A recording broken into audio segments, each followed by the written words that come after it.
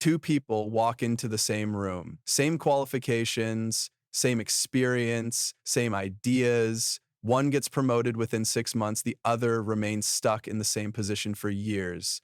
The difference isn't performance, it's not politics, it's not even luck. The difference is presence, and I'm about to break down the exact elements that separate those who get noticed from those who get forgotten. Sarah spent 3 years watching colleagues with half her qualifications climb the corporate ladder while she remained trapped in the same cubicle. She had everything that should have mattered: an MBA from Wharton, performance reviews that consistently rated her as exceptional, and innovative marketing strategies that generated over $12 million in additional revenue for her company. Yet when promotion announcements came around, her name was never called. Sarah possessed the technical expertise that made her the go-to person for complex projects. Her colleagues regularly sought her advice on campaign strategies, market analysis, and budget optimization. She worked late nights and weekends, delivered presentations that received standing ovations from clients, and consistently exceeded every metric that appeared on her annual review. Despite this track record, leadership treated her like furniture in the conference room. The breaking point arrived during a quarterly strategy meeting when Sarah watched her colleague Marcus present her breakthrough customer segmentation model as his own idea. Marcus had approached her 3 weeks earlier asking for help understanding demographic trends, and Sarah had spent hours explaining her research and methodology. Now, he stood at the front of the room claiming credit for insights that had taken her months to develop. The executives praised his innovative thinking and announced his promotion to senior marketing manager the following week. Sarah realized that expertise without presence equals invisibility. She began studying the behavioral patterns of colleagues who commanded attention and respect regardless of their actual competence levels. This investigation revealed that presence operates through three specific components that most people completely misunderstand and mistake for natural charisma. The first component Sarah mastered was spatial awareness. She learned to position herself strategically in meetings, arriving early to claim seats where she could maintain eye contact with decision makers. She practiced entering rooms with deliberate timing, neither rushing in apologetically nor arriving fashionably late. Most importantly, she discovered how to claim physical space through grounded posture and purposeful movements that conveyed authority without appearing aggressive or dominating. Vocal authority became her second focus. Sarah stopped speaking louder and instead implemented strategic pauses that made people lean forward to hear her next words. She practiced lowering her pitch at the end of statements, transforming tentative suggestions into confident declarations. The elimination of uptalk proved crucial, as she realized her habit of ending statements with rising intonation made her sound uncertain even when presenting data she had verified extensively. The third component, energetic consistency, required maintaining the same level of confident energy, whether addressing the CEO or speaking with an intern. This consistency created what Sarah described as a magnetic field that drew people toward her ideas and made them remember her contributions long after meetings ended. Within 6 months, Sarah was leading cross-functional teams. Within 12 months, she was presenting quarterly results to the board of directors. Within 18 months, she became the youngest director in company history. Sarah's transformation proves that presence isn't an innate gift, but a systematic skill set developed through specific techniques and daily practices.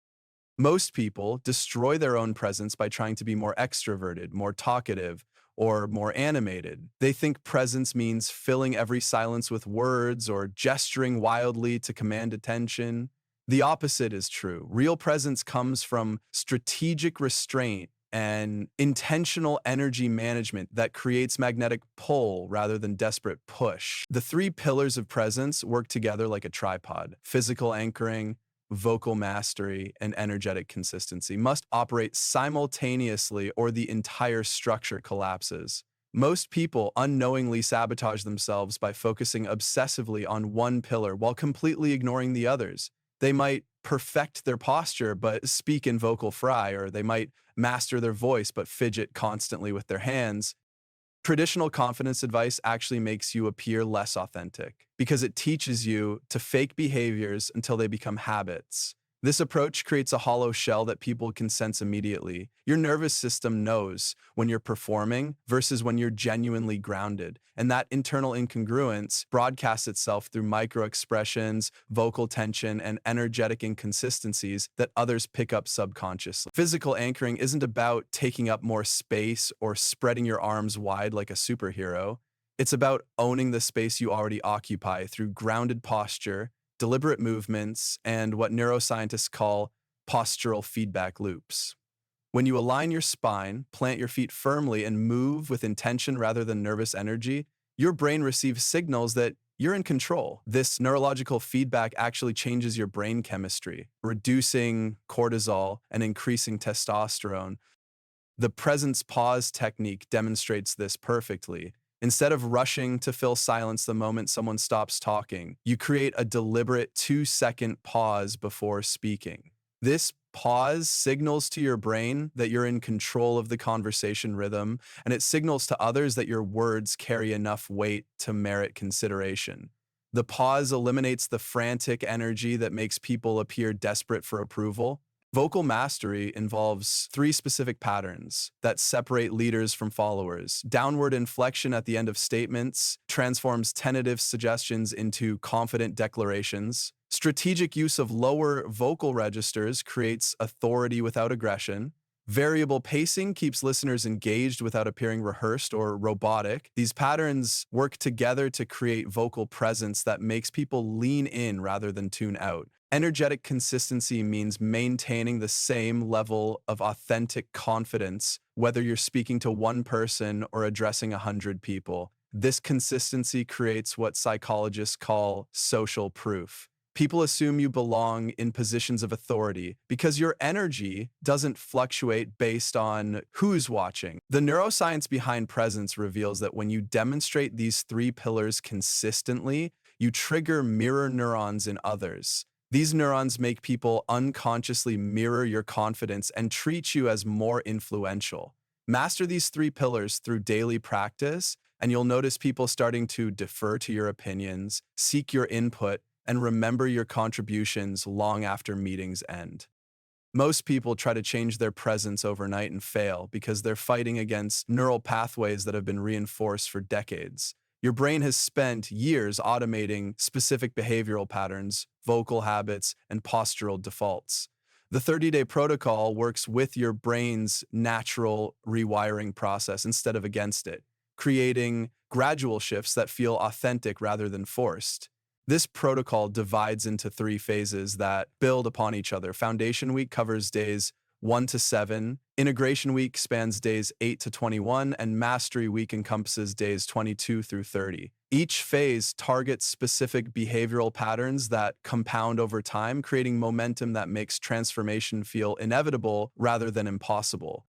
The biggest obstacle isn't learning the techniques, it's overcoming what psychologists call identity homeostasis, where your brain actively resists changes that don't match your current self-image, even positive ones. Your nervous system treats new behaviors as threats to your established identity and triggers resistance mechanisms designed to pull you back to familiar patterns.